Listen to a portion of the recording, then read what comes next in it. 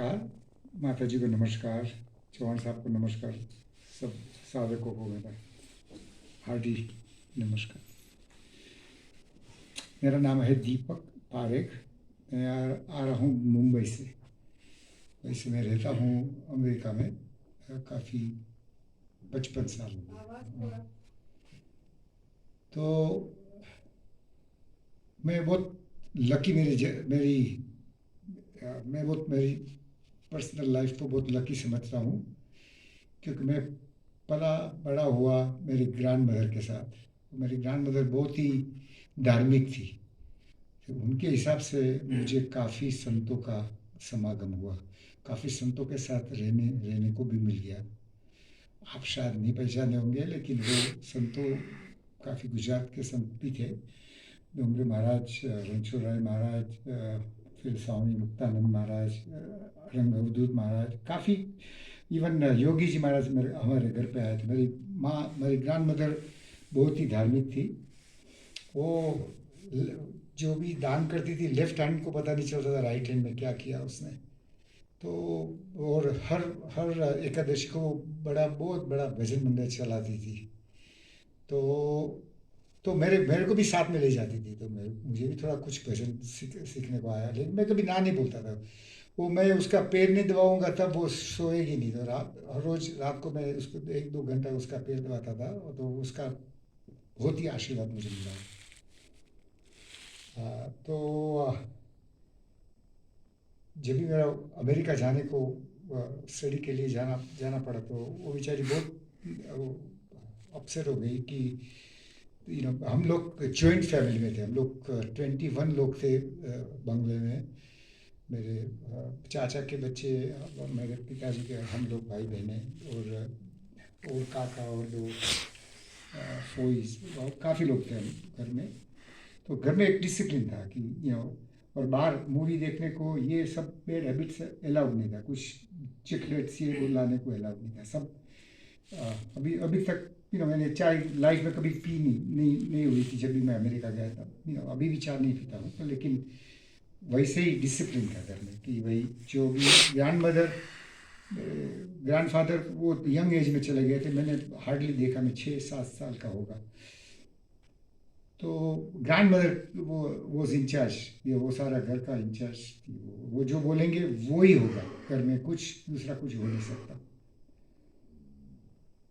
चलो मैं चला गया। मुझे थोड़ी शपथ लेनी पड़ी कि कभी दारू को हाथ नहीं लगाऊंगा, कभी मांस मच्छी कोई भी नॉन वेजिटेरियन को हाथ नहीं लगाऊंगा। सब सब प्रॉमिस वो सब करके बहुत डिफ़िकल्ट से मुझे जाने की इजाज़त मिली घर में से।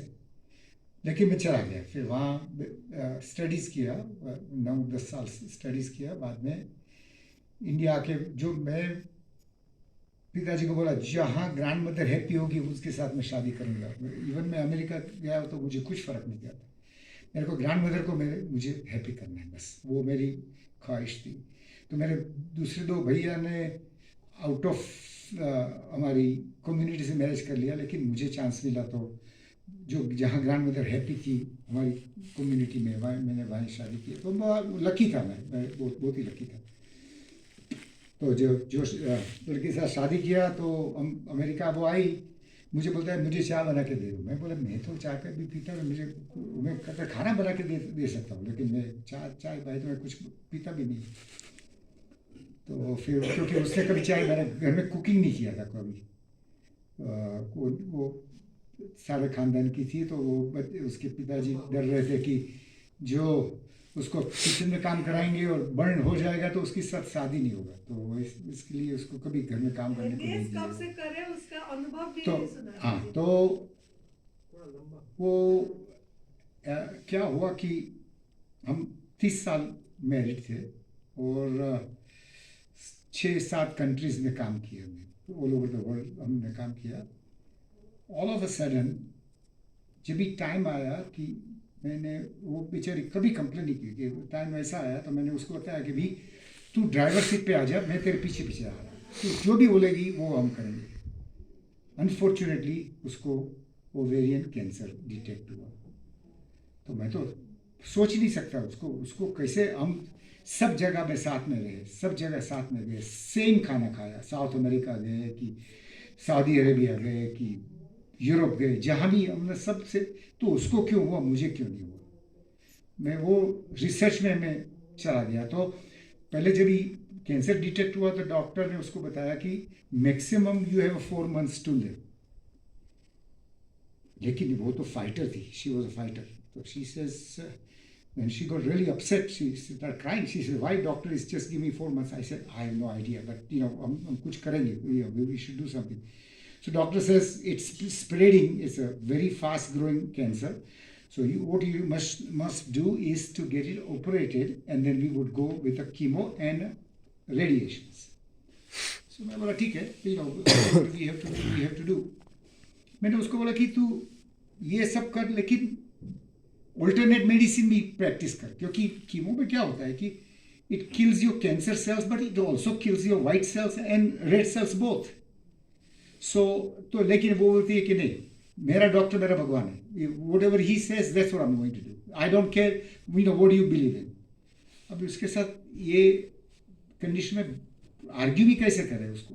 मैं बोला कि ठीक है चलो, तो whatever you want to do you do it, तो I think 16 round chemo first time हमने 16 round chemo किया, और probably 12 times we did radiations.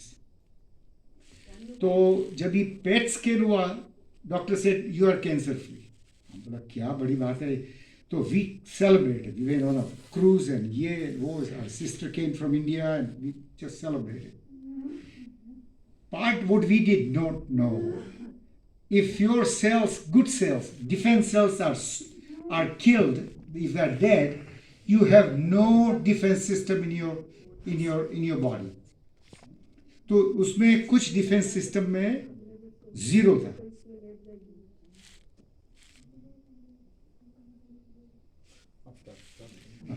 So defense system was zero.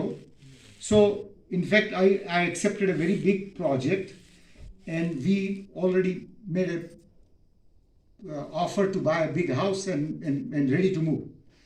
And when we came back, she said, "I'm not feeling good. There's something wrong with me. Let's go to my doctor." So we went to our doctor. He said, cancer has spread to every organ possible. That includes spine, includes brain, includes lungs, includes everything. I said, all of a sudden, when she was cancer-free, how can that come back? मुझे तो कुछ answer ही नहीं मिल रहा था, मुझे पता नहीं था क्या करूं। मेरा brother, fortunately, unfortunately, he is a gynecologist, one of the biggest gynecologists in America, very famous. That son of a gun, he will not guide me. बोलता है, Bhabhi is not my patient, and I don't want to prescribe anything if I don't see her. She has to be somebody's patient, and her doctor has to prescribe what needs to be done. तो बोलता है कि तू उसकी doctor के पास जा, उसको बता कि क्या करना है। It was nerve breaking for all of us. My daughter is in a cardiovascular system device में स्पेशलिस्ट है वो। न्यूडेट सिस्टम कब से पता लगा? हाँ, तो वही, that's exactly where I was coming, ma'am. Sorry. तो then she finally, after 10 months fighting, she passed away. And I just could not sleep. I said, what went wrong? उसको क्यों ये हुआ, मुझे क्यों नहीं हुआ? तो 2-3 साल के बाद मुझे चौहान साहब का कॉन्टेक्ट हुआ थ्रू इंटरनेट से।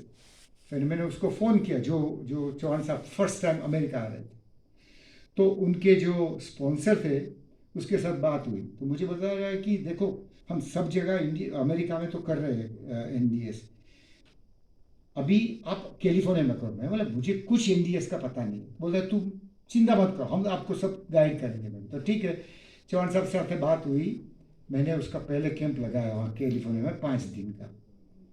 तो वो आए, मेरे घर पे आए, वो मेरे साथ ठहरे वहाँ, मैंने सब बात बताया उन्हें। तो बोलता है कि देख, तेरे को NDS का नॉलेज नहीं था, इसलिए तू तेरी वाइफ को बचा नहीं सका, ये तो कॉमन कैंसर है, लेकिन अभी मैं तेरे को जो ज्ञान दूंगा उससे तू दूसरे लोग की लाइफ बचा ले, ये तेरा असाइनमेंट है। मैं बोला ठीक है।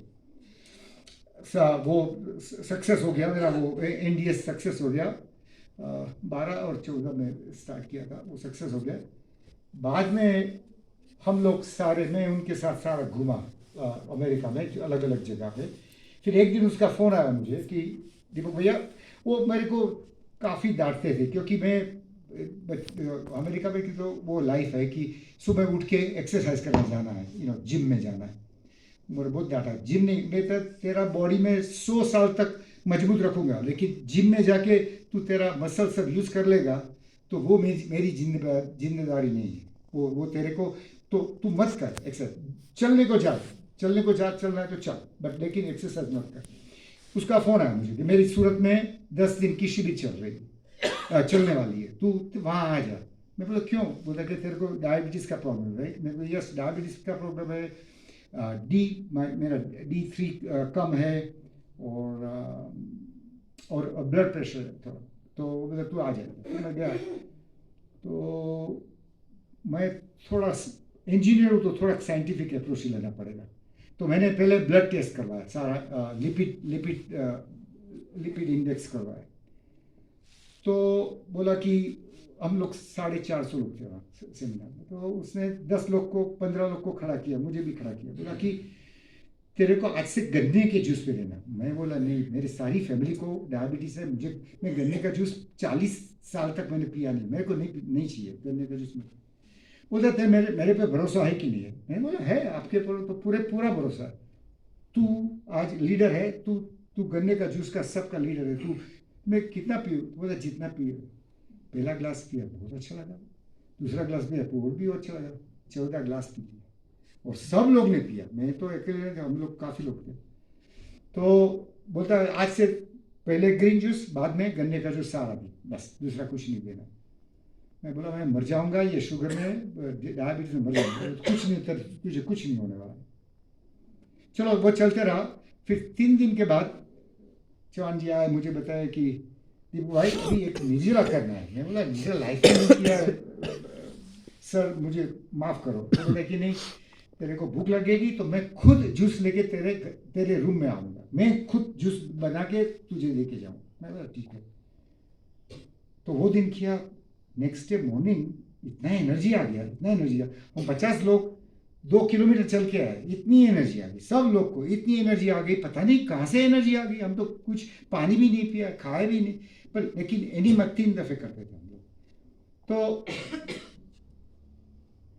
सब लोग बोला कि दीपक भाई इतनी एनर्जी है तो चलो एक दिन और कर ले। मैं बोला तो आप हमारा लीडर है तो आप बताइए, हम सब लोग करने तैयार। तो हम लोग ने दूसरे दिन भी 24 आवर्स दूसरे दिन भी कर लिया, 48 आवर्स का हमारा निर्जला हो गया। बाद में वापस जूस पे आ गए ये सब।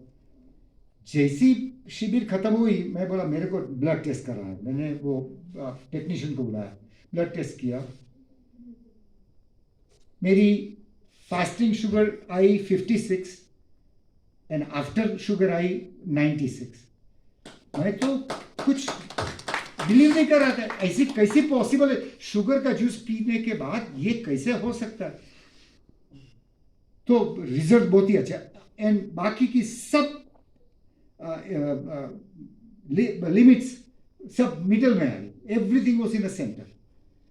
मैं बोला गुरुजी आप तो महान है, आपने क्या जादू किया मुझे पता नहीं लग रहा है, पर जो भी आपने किया वो बराबर वर्क हो गया। तो बताए मेरी दूसरी शिविर चल रही है नासिक में, वो एक जैन मंदिर था।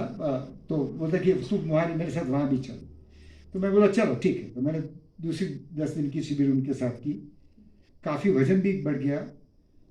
तो फिर उसे बिठा के मुझे बोला कि मैं अवेलेबल हूँ तेरे पास 24 आवर्स, तू वहाँ स्टार्ट कर, मैं वहाँ अमेरिका नहीं रह सकता। वजन बढ़ गया, कम हो गया? कम हो गया, काफ़ी कम हो गया। पहले मेरी लाइफ में इतना कम नहीं हुआ, इतना कम हो गया। फिर उसने बताया कि तू वहाँ स्टार्ट कर, मैं तेरे को कभी भी तेरे को हेल्प चाहिए तो मैं मिडिल ऑफ द नाइट, वो तो 2 बजे मेरा फ़ोन लेते, 1 बजे मेरा फ़ोन लेते, कभी भी मैं फ़ोन करूँ तो वो ऑलवेज आंसर करते क्या करना चाहिए। क्योंकि मुझे मैं वहाँ अमेरिकन लाइफ है वो लिटिजियस है, वो लोग लॉ सूट में बहुत मानते हैं। तो किसको थोड़ा भी गलत बोल दिया ना, नेक्स्ट डे आप कोर्ट में होंगे, फिर जेल में जाएंगे।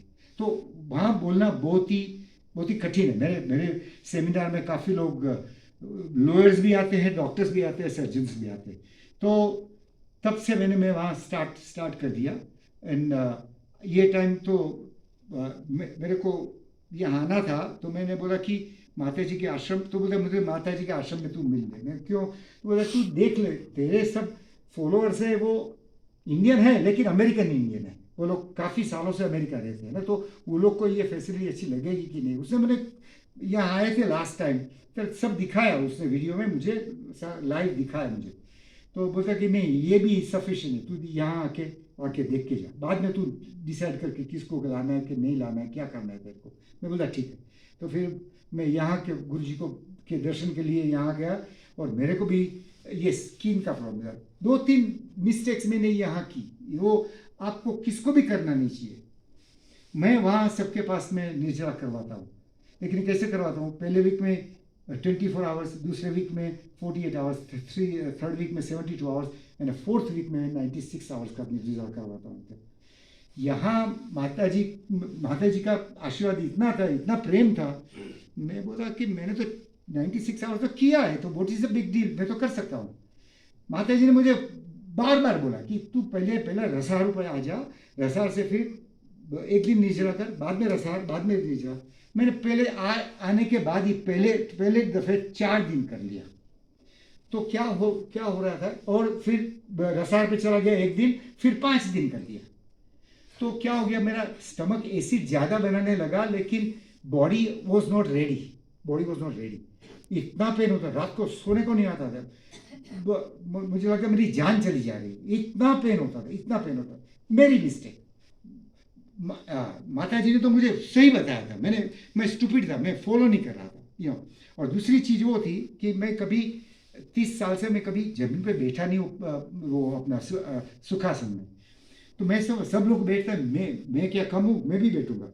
मैं फोर्स करते 2 वीक में बैठा, इतना पेन, लोअर बैक में इतना पेन हुआ, पाँव में इतना पेन हुआ।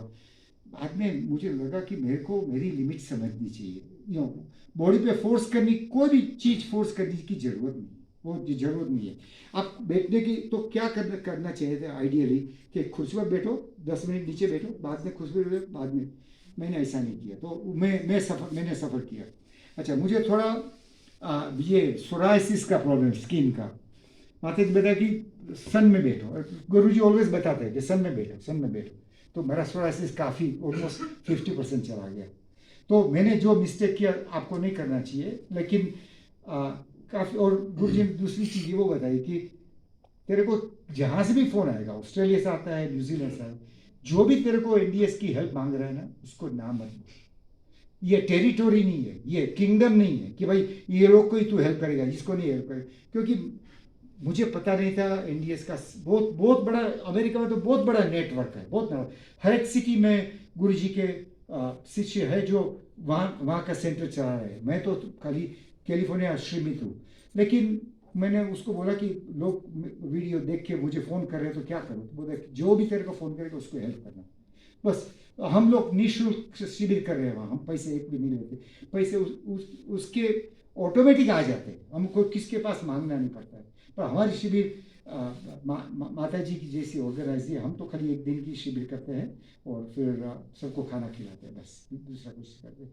कुछ क्वेश्चन, पर काफ़ी कैंसर का पेशेंट को भगवान की दया से काफ़ी कैंसर पेशेंट अच्छे हो गए, तो मुझे बहुत अच्छा लगा, बहुत ही अच्छा लगा। आपका मोबाइल नंबर बताइए। अच्छा, मेरा मोबाइल है इंडिया का 9833812890। अगेन 9833812890।